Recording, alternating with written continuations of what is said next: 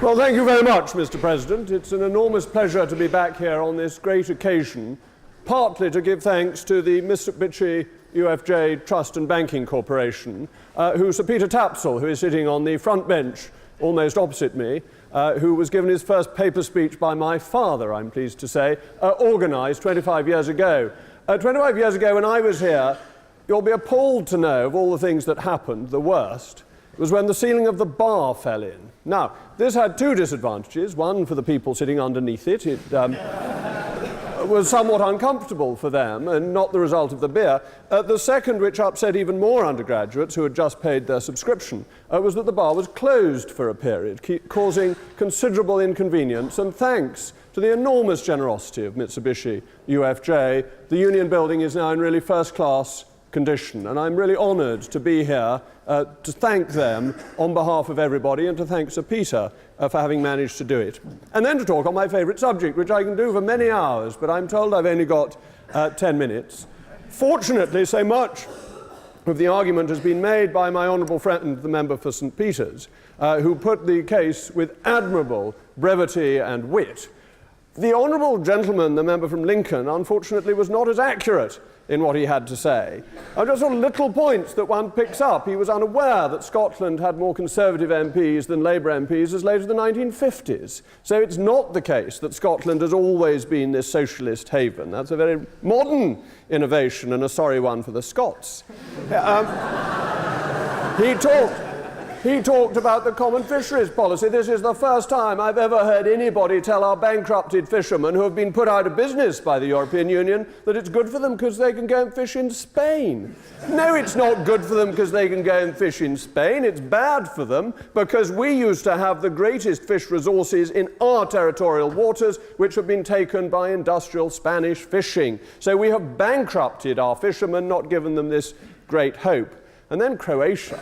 Well, I sit on the European Scrutiny Committee, and the European Commission itself put forward documents saying that Croatia had failed to meet its targets for an independent judiciary, failed to meet its targets for getting corruption out of the police force.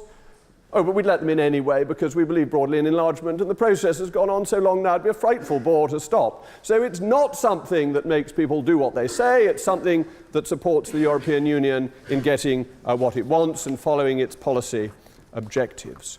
But let's just look at this issue of democracy within the European Union and the threat posed by it. My honourable friend from St Peters has already told you about the scandalous Irish experience, where if the people give a wrong result, they have to get to vote again until they give the right result. That happened in Denmark as well, and it happened in Holland, and it happened in France. Though in the case of Holland and France, what did they do? They changed the constitutional treaty into the Lisbon Treaty and then didn't allow anyone to vote at all.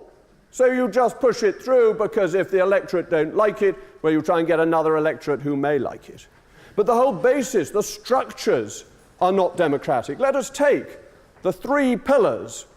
The Commission, first of all, entirely appointed, no democratic element in that. The Council of Ministers, that bit that represents the ministers who go out from this country and others to represent us.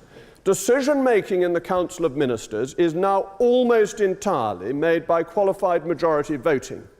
And I thought you'd be interested to know that the UK has 29 votes in this system, compared to Malta that has 3. That means per head of Maltese population, they have 15 times more influence in the Council of Ministers, ladies and gentlemen, than you do.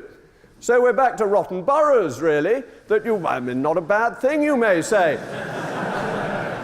You may like this. When they were abolished, it was said that no more could young people get into Parliament, and as so many of you may be looking to parliamentary careers, you may think we should introduce one or two for you at the next election, but you'd better go off to Malta, because that's the rotten borough of the European Union.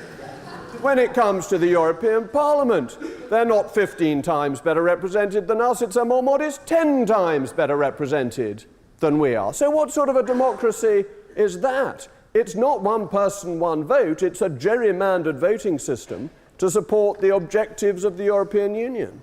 And then I think the most scandalous is the European Court, because the rule of law is essential to any understanding of democracy. It is the platform, the foundation that democracy is built upon. And the European Court has very serious flaws. First of all, it is a political court, that it is committed to pushing the federalist, integrationist agenda without the support of the people. But it also breaks and has broken and continues to break one of the fundamental principles of justice, which is no man must be judge in his own cause. And I shall tell you the specific case, because it is outrageous that this should happen and undermines any residual trust one might have had in that body. During the financial crisis, the governments, the Council, went along to the European Commission and said, we think there's a big financial crisis, so big that the wages of people working for the Commission should not be increased in line with the old formula, as provided for in the treaties, if there is a sufficient crisis.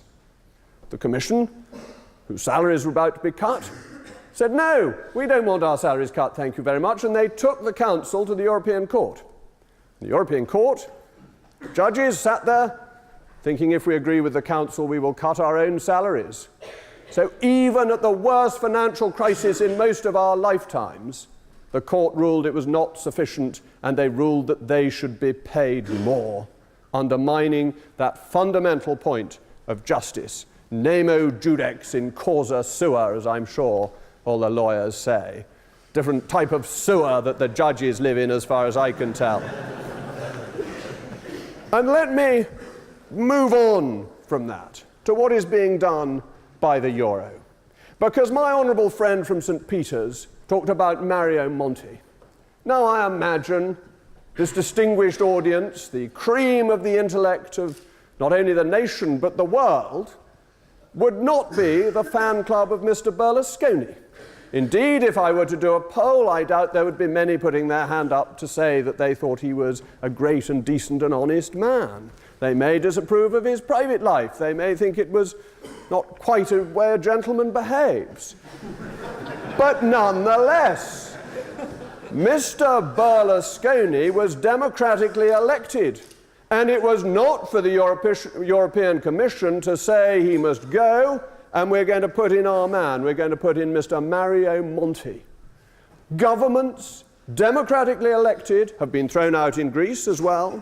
They have been thrown out in Italy by the fiat of unelected bankers at the European Central Bank and Commission members at the European Commission. This is a real assault on democracy, because it means that what the electorate wants is overruled by the commissioners.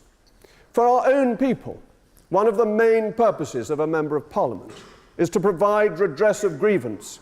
It is why members of Parliament make surgery appointments with their constituents. So that if something goes wrong, somebody is unfairly, badly treated, I can go to the minister in Parliament and I can say my constituent has been treated badly. And if I'm right, if my constituent is right, this very often gets changed. Our system in that respect works remarkably well, with one key exception. That is if it's an area of European competence. And then there is nothing that can be done. And I will give you a specific example. A constituent of mine who came to me, a farmer, who was being fined because a cow of his had died, and he had not got the registration papers in time. He'd posted them in time, but the cow, careless animal that it was, had died between Christmas and the New Year, when the post office is not working at its best. Whatever its best is nowadays. But nonetheless, because of the failures of the post office's notification was a day late, and therefore he was fined.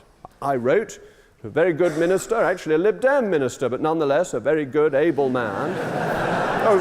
So I wasn't being particularly party political, I was trying to be nice. And he wrote back saying it's too bad. So I wrote again, and I said, no, this is really unfair. This man did nothing wrong. And then the reply comes back, it doesn't matter what you or I think, this is decided by Europe, and if I, as the minister, use my discretion such that it is, the United Kingdom will be fined. So redress of grievance when it's European smashes in to a brick wall that is fundamentally anti-democratic. But, Mr. President, it is, I fear, worse than this. Because as we see this lack of democracy, we are also beginning to see extremism on the rise in Europe for the first time since the 1930s. When you see what the euro does to countries, the crushing of their economies, the enforced austerity without that safety valve of devaluation, you see that happening and you see extremist parties rise. In Greece, there is the New Dawn. We have heard that members of the New Dawn have been arrested. Now, that should trouble you on two counts. Either they've been rightly arrested, in which case the electors have returned people accused of murder and other very serious crimes, or else they have been wrongly arrested, and we are back to where we were in January 1642, when 5 members of our own parliament were sent for by the king, that we are facing a fundamental attack on democracy. So either way, that arrest should make you tonight sleep less well in your beds. But it's not just the New Dawn, it's the Five-Star Party in Italy, a cranky party of the most peculiar kind that will not settle down to form a government. It's got elected and says, thank you very much, now we're elected, we're not going to do anything.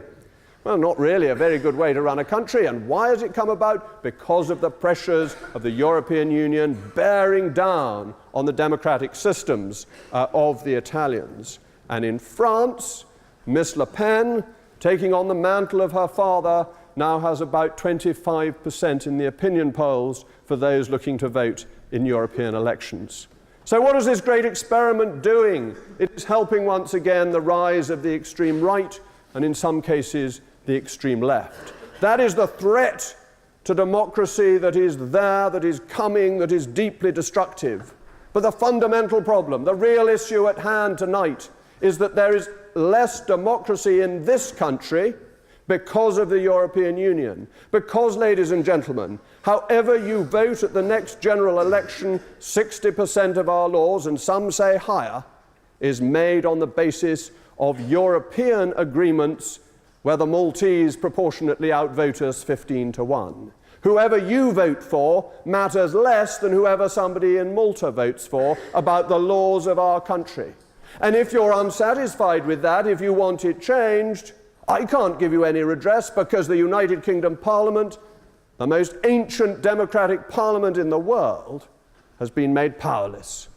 That is the threat to democracy. It is here, but it is on the continent as well. It is a frightening spectre. The best way to deal with it is to deal with our relationship with the European Union, to put our own democracy first and foremost, and hope that others follow.